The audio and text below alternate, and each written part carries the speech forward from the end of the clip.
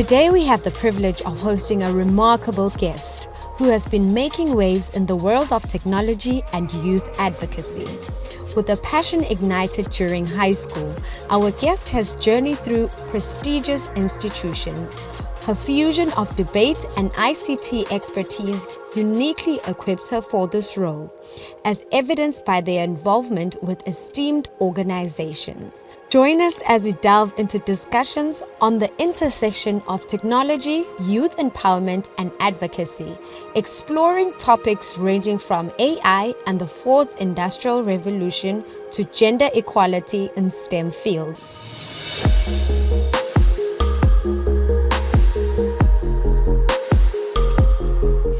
And once again, welcome to Young Climber. We are still profiling the best professions in the kingdom and outside of the kingdom of Eswatini. And today we have someone who has proven to be a young climber in the kingdom of Eswatini. I am speaking about none other than Sizolwethu Mapanga, who joins us today to share her inspirational story and her life journey. Sizo, welcome to Young Climber.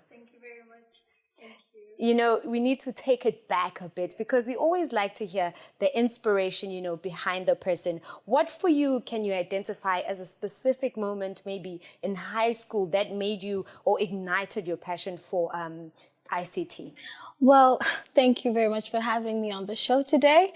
Well, first and foremost, I went to one of the best schools in Swaziland, Yes. Manzini Nazarene. And at that time, I could say ICT wasn't really something that was known or for the ladies. Yeah. It was just something new because the fourth industrial revolution just got introduced into the country or into the world. So I fell in love with ICT when I first actually entered my ICT class because it was game-changing. It was new. It was different. And I actually found myself falling in love with new activities, with technology, with the digital world, the digital devices. So that's actually when the spark actually ignited. And you did mention, you know, being groomed under such a prestigious school, Manzini Nazarene. Can you please tell us what specifically or how your educational background contributed to you becoming a youth advocate in the world of technology? Thank you very much. Well, you know, I could say it started in preschool. Yeah. Because in preschool, you know, when adults start saying something in you, most people used to like the way I speak English. I do not know why, but they actually used to like how I speak English. And from there, I'd find myself doing small presentations at school festivals, in high school, in preschool, and also in primary. Thereafter, when I got to high school, that's when my teachers started saying that I actually have talents. And then getting groomed under ICT, Yes. that's where everything started. Because also ICT for me, for it to make sense, it all started again when I was introduced into the coding initiative. That's also when I had an opportunity to learn more about ICT and actually fall in love with the field, noticing also gaps, markets, and everything. Yes. And, you know, some people are not necessarily exposed to these initiatives, but what can you say are some necessary steps as a woman in STEM, you know, to inspire some of the young girls to, you know, take on careers in technology? Okay. Well, you know, it's quite not that difficult to find yourself in the space of STEM. You know why? Because of the ICT tools now we have. We have the internet. Yeah. If you love ICT, if you see the fourth industrial revolution as something that tickles you, go online. Yeah. There's so many groundbreaking opportunities that are there. Yes, we may not have full exposure, but once you have your cell phone, try. But now you can also ask, how about the ones that are down there, Makaya? How do we actually ignite the spark? Yeah. Now that has to fall within their curriculum. Education. How far does the education system go with educating young people about the fourth IR? Because that's very important. It's very important to ignite their love within teaching them. Because now, for me to be able to learn about the fourth IR, I had to be taught. Someone was standing in front of me and started preaching this amazing opportunities. And also it's important for role models, just like me, to voice out and speak and, show these young people that there's so many opportunities out there in the world of STEM. And it's not difficult. It can be a bit challenging, but you can try. And most definitely, it's not difficult if you love it. And now we speak of challenges. You did say it can be a bit challenging, which leads me to say, it can't always be butterflies and roses. Let's talk about your challenges, throughout your journey and how you personally overcame them. Well, one of the biggest challenges I've had throughout my journey is the challenge of getting, support, one, and resources. It's not easy to get resources. We live in a world where not everything is available at the time when you seek it. You may have different projects. I've had an opportunity to start up or build projects in my head and go out there, look for funding, start these projects, and they would fail. Most of the time, I will not lie and act like a superhero. No, it hurts a lot. And as a young person, you get emotional because you want to change the world. You want to change the lives of other young people. And when you don't get the opportunity to do that, it hurts. But one thing I've learned is that within all those failures I've had, I've learned to actually embrace them. Yeah. Because they teach me to do things in a better way, to attend to challenges in a different way. Meetings, how do I address people when I speak to them? Yeah. Who do I talk to? Where do I go for networking? Yes. And that is very, very important. You can never have it all in once. You can never have the world just drop at your feet and you can just walk. No, there will be challenges, there will be obstacles. I'm still having obstacles, within my time frame. And I'm embracing all of them. I'm learning actually within them. Can you just tell us about your involvement in such organizations like the JA, UN, and of course, Africa Girls Coding Initiative, and how they have shaped you, how these specific experiences have shaped you, in your journey? Well, what's so nice about these organizations? They are all in my life. They're connected. How I meet them is through another organization. So I'll just start a bit back. Yeah. So as I talked about junior achievement, when I entered into the Junior Achievement Program, JA Eswatini, I was also part of the youth, the Eswatini Youth Council. Now, Eswatini Youth Council was the one that introduced me into the coding initiative because they are the ones who picked me from school and said, you know what, we want 2 young people to actually go represent Eswatini in Addis Ababa for the UN African Girls Coding Initiative. Now, as I said, all these organizations are connected. They all actually played a huge part. From there, from Eswatini went straight to the United Nations. When I got there also, I didn't know anyone, right? I'm from Eswatini. No one knows Eswatini. And less people even understand what Eswatini does. And to me, that wasn't a challenge. To me, that was an opportunity to actually shape my country and actually showcase my country and the talents that, yes, I'm a young woman, I'm in the space of ICT. I can do a lot of things. So when I was there, I had an opportunity to network. Yeah. I had an opportunity to learn because coding in 2018, it wasn't known or viable. So when I have the opportunity then to now showcase my work, show them what I've done, learn coding. There was even a competition for building the African Girls Coding Initiative logo. Out of almost minus or plus 85 girls, my logo became number 1. That is actually me saying, Eswatini is real and we are working. Yeah. So within that, the UN then started also spotting me, saying, here's our young lady. She's in the world of ICT. She's doing so many projects. Back home this side, I was with Junior Achievement. I was doing a project for the competition that we had. I was one of the female CEOs, and also there, I shined. Yeah. I made sure, because in that time for me, I wanted to show what women can do.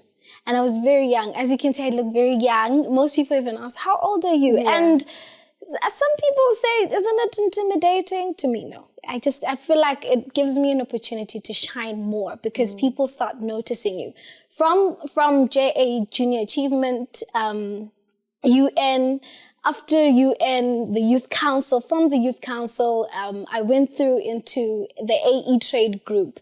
Now, currently, I'm also working with the AE Trade Group on so many amazing projects, and also the university. I hope I'm not leaving out organizations. Oh, I'm also with Eswatini Youth Chamber and so many other beautiful organizations out there. That definitely sounds inspiring to us. You have broken all the borders, literally, going outside of the kingdom of Eswatini, working extremely hard and, putting our country on the map. We will be back, but we're taking a short break. We're still unpacking your profession, your journey, and, taking the world by a storm. Is still more with Sizolwethu. When we come back, we unpack some more.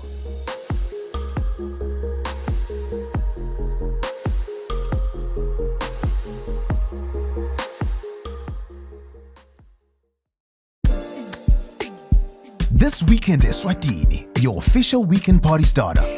Tune in for the best of entertainment. We're bringing you the hottest music videos and live studio interviews with your favorite celebrities. We're giving you a front row seat to the latest fashion trends as well as your weekend gig guide. Join us live on social media and call in to send your shout outs. Be sure to catch our movie segment where we review and give updates on all latest movies. Catch This Weekend Eswatini every Friday at 5:30 p.m. live on Eswatini TV.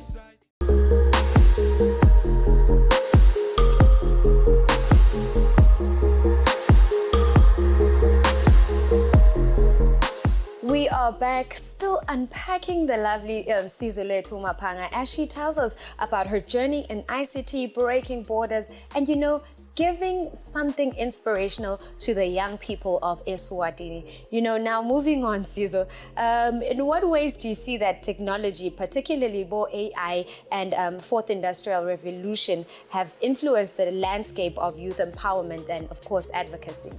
Well, what's so beautiful about the internet is how it allows everyone in the world to be connected. Now, when you talk of artificial intelligence, you talk of the fourth AR, we're now talking about online platforms that allow young people to actually voice out so many things. They're actually able to express and showcase some of the work and some of the groundbreaking things that they have done for other youth. Now, I've had the opportunity to also work with Zindi, Climate Project Education. These are just two organizations that are using the digital world to break bounds, to showcase and also allow young people to change so many perspectives and so many things. We talk of climate change education, we talk of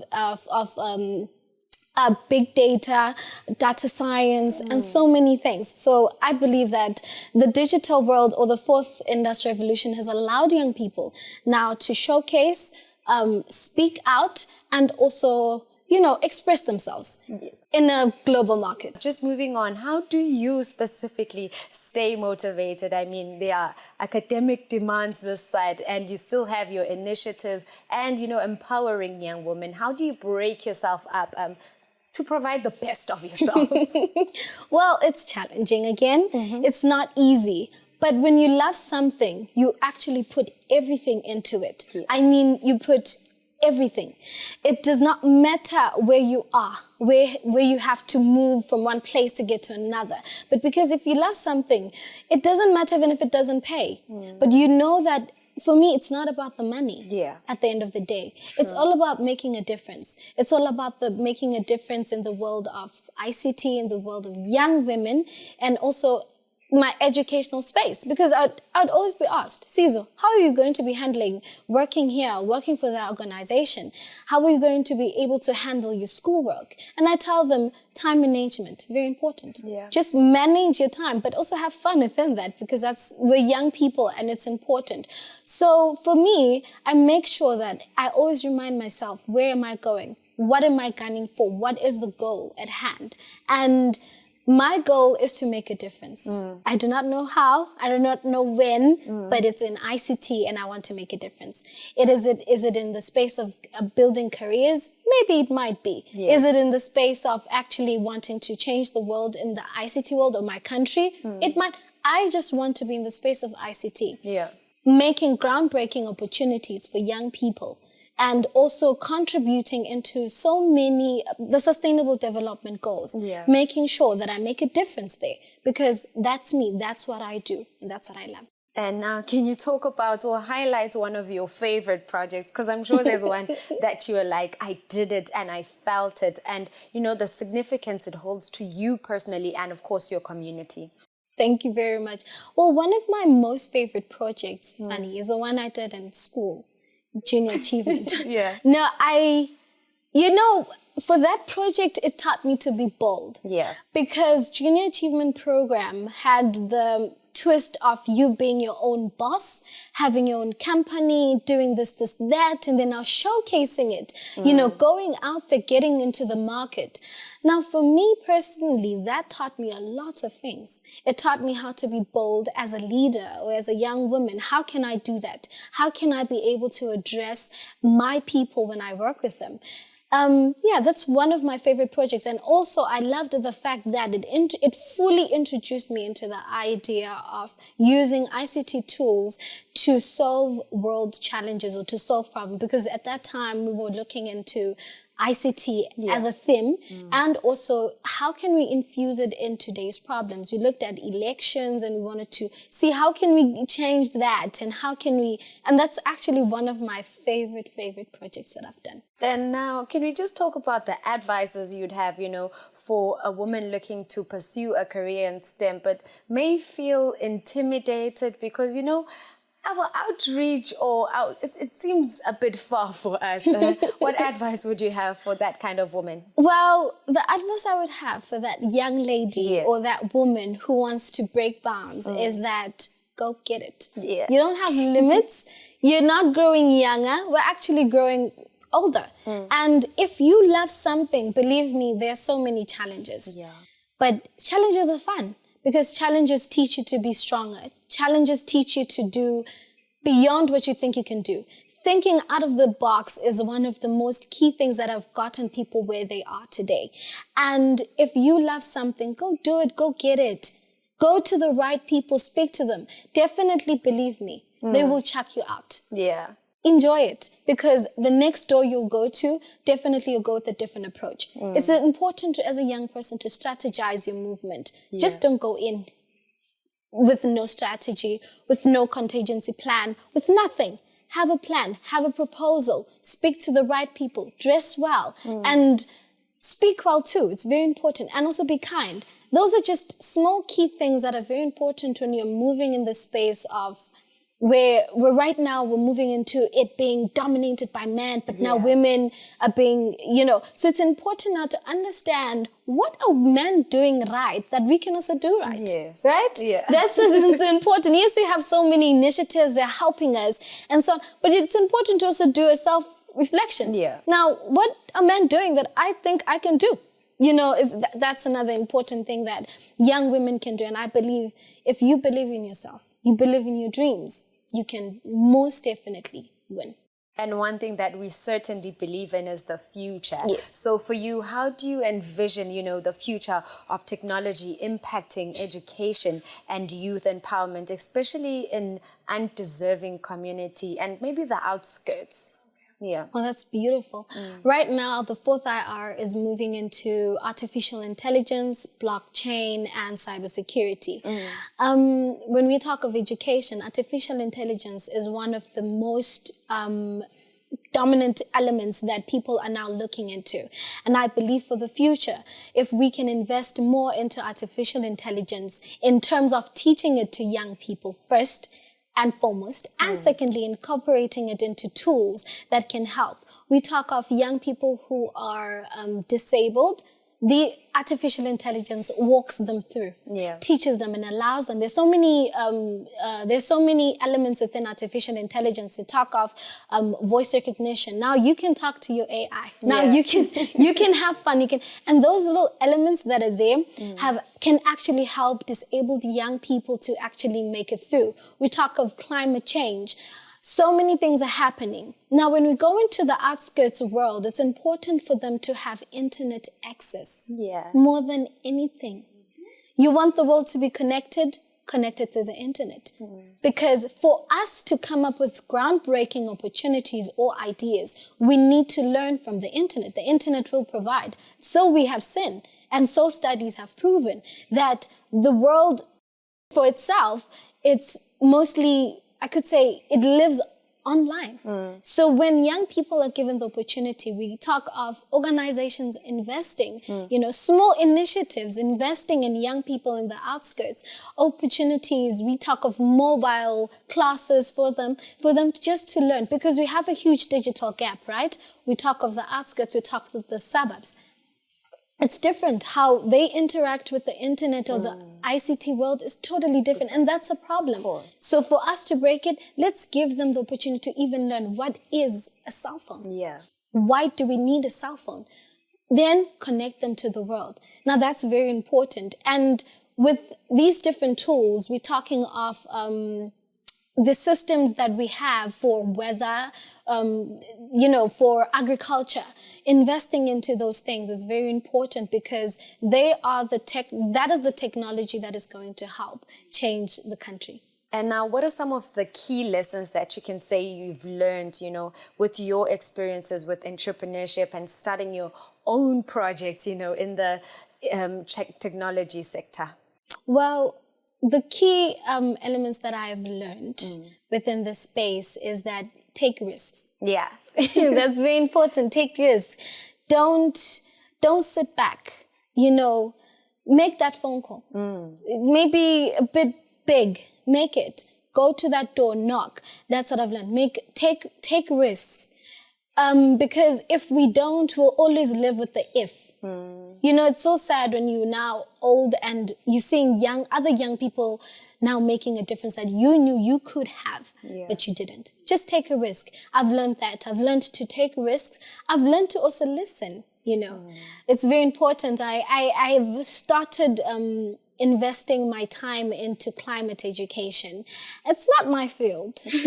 As agriculture is not my field, but I've noticed that once you merge industries, something big comes out. Of course. Careers are built, opportunities are made, and also education is made. Information is disseminated in so many different ways, because I'm also in the world of information. So it's very important for me to just listen and learn and do research and understand the space I'm in and understand what is needed within that space. So it's important to listen, to learn.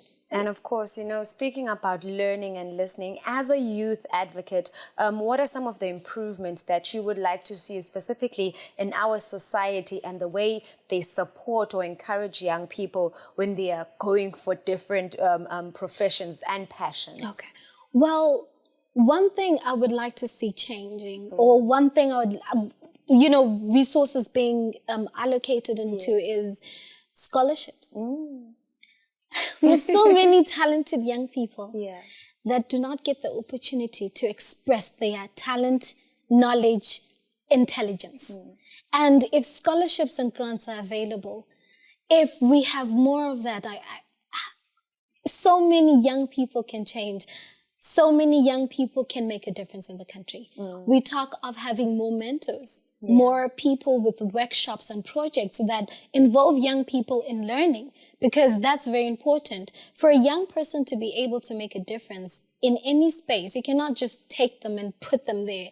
They need to first learn and understand the importance of that space. Because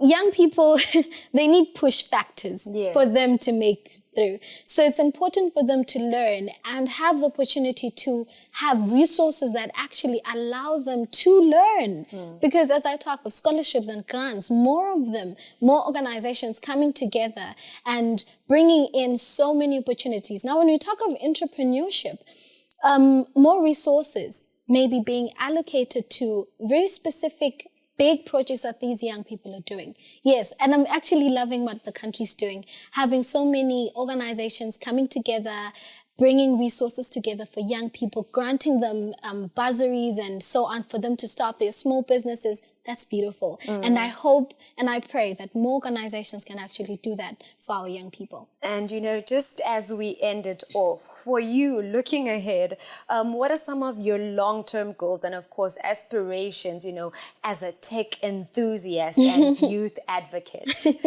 Well, I've fallen in love with cybersecurity, and I want to explore the space of cybersecurity, data protection and so on. But now, not the actual technical part. I want to do the policy formulation. I want to work into the space. And how will I do that? I actually want to, when I'm done with school, I'm hoping that I can be able to pursue a master's degree in cybersecurity and public policies. Because cybersecurity is something that is here, but we're still not seeing it, but it's coming. And it's very important that now we enter into that space and understand it. For me, ICT has no limits. It has none. So when I start seeing something and falling in love with it, I then start investing into it. And that's very important to do as a young person. Those are my long term. And from also there, my hopes are to start an initiative for young people. I have had the idea for some time, worked around it. And this idea is almost the exact same as the African Girls Coding Initiative, but now for Eswatini. So I'm really hoping that organizations out there or within the country, we could work together and make this dream come true, because it's very important to now give this chance to other young people, just like me. But the twist in my project or my idea is that we want to enter into the space of young children in primary level, because you have to start with the seed. That's where it starts. So it's very important. Start with the seed. Invest in your seed. Make sure you water it so that when it grows, it produces what you want. All righty. Thank you so much once again, Sizolwethu, for sitting with us. We do hope that you continue to be a beacon of hope, inspiring young people in the Kingdom of Eswatini, especially grooming our women to take on bolder careers, and invest in these professions. Thank you once again for joining Young Climber. And with that said, we do hope that we continue to inspire you, Babugile Makaya, and of course, encourage you into choosing, different professions and having many, many options. But with that said, I do have to love and leave you. Until next time, from me, it is good night.